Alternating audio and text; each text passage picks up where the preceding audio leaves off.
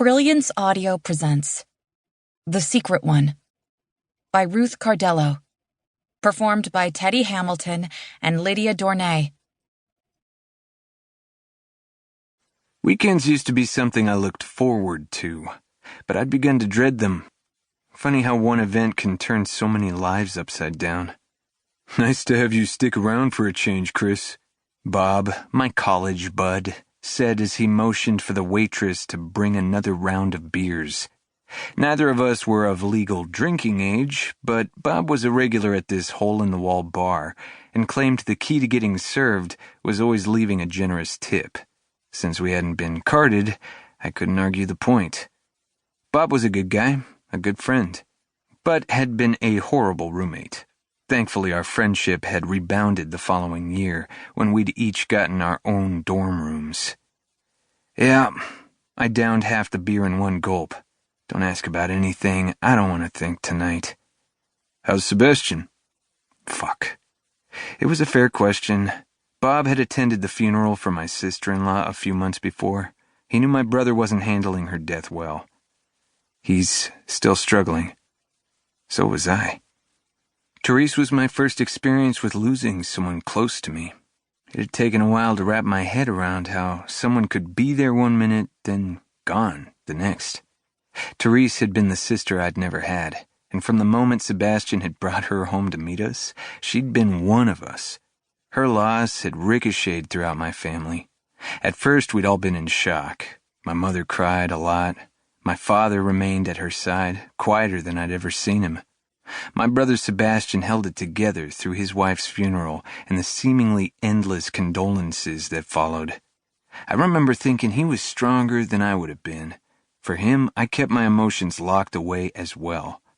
Mauricio and Gian, my older brothers, did the same. Right through the first week, we stood in stoic solidarity. I thought the initial pain would be the hardest part. I was wrong. The real sadness came after the fanfare had died down, when everyone went home and life tried to return to normal. That was when I missed Corisi the most. When we gathered and her seat was empty, or when something funny happened and I went to call her, only to remember I couldn't. I didn't know what to do. Friends only wanted to hear about it so many times, and I didn't want to add the weight of my sorrow to anyone in my family, so I kept my thoughts to myself. For the first time in my life, I felt alone when I was in a crowd. That wasn't the hardest part, though. Sebastian began to unravel. The kind, hard-working brother I'd grown up with, the one who laughed easily and believed family was who mattered most, that brother had died along with his wife. Sebastian 2.0 was angry, frequently drunk, and prone to lash out at anyone who dared to try to help him.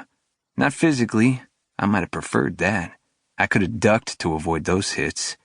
The problem was Sebastian wanted to be left alone to drink his pain away, but we loved him too much to allow him to.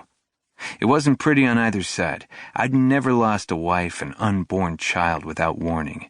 I tried not to judge him for faltering, but understanding didn't make it easier to hear his alcohol-fueled wish that we were all also gone, so there would be no one left to remind him of her. It didn't make it easier to hear him ramble that he wanted to join her. I didn't know what to say. None of us did. Every weekend followed the same routine. I returned home to hear that Dad or my older brother Mauricio had stayed at Sebastian's place with him. I felt guilty that I wasn't doing more, frustrated that nothing we did seemed to be enough. Mom planned outings with Gian and me as if we were both younger, because she was trying so hard. I didn't tell her that dragging us to a day at the zoo was too much. There was no reset button that could bring my family back to how it was before Corisi. As that realization set in, none of us knew how to deal with it. No childhood was perfect, but mine had been good, better than good. My parents, my brothers, and I had immigrated from Italy. Moving to a new country, learning a new language, and adopting to a new culture had bonded us. For as long as I could remember, it had felt as if we were on the same team. We had common goals and a shared vision of how we would forge a new life together.